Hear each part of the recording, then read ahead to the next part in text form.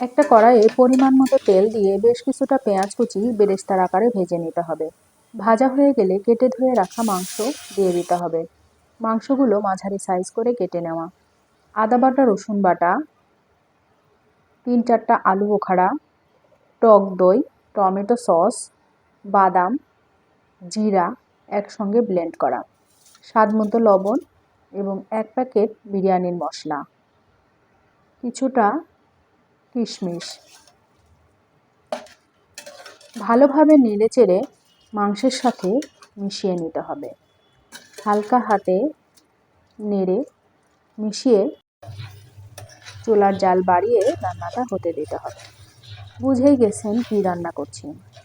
আমার বাসায় সবাই পোলাওয়ের থেকে বিরিয়ানিটা বেশি পছন্দ করে, তাই তাদের আবদার যে কোনো সময় বিরিয়ানি, হোক সকাল, রাত, দুপুর, এনি টাইম।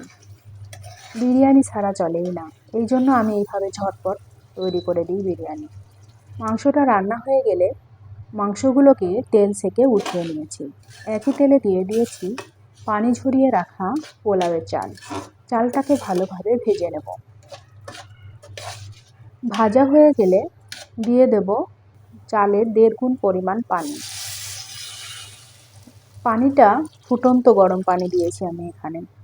পানি দিয়ে ঢাকনা দিয়ে রান্নাটা হতে দেব। রান্না হয়ে আসলে 80% রান্না যখন হয়ে যাবে, ওই পর্যায়ে মাংসগুলো দিয়ে দেব। মাংসগুলোকে চালের সাথে খুব ভালোভাবে নেড়েচেড়ে মিশিয়ে নিয়ে উপর দিয়ে কয়েকটা কাঁচামরিচ ছড়িয়ে ঢাকনা দিয়ে দমে বসিয়ে দেব।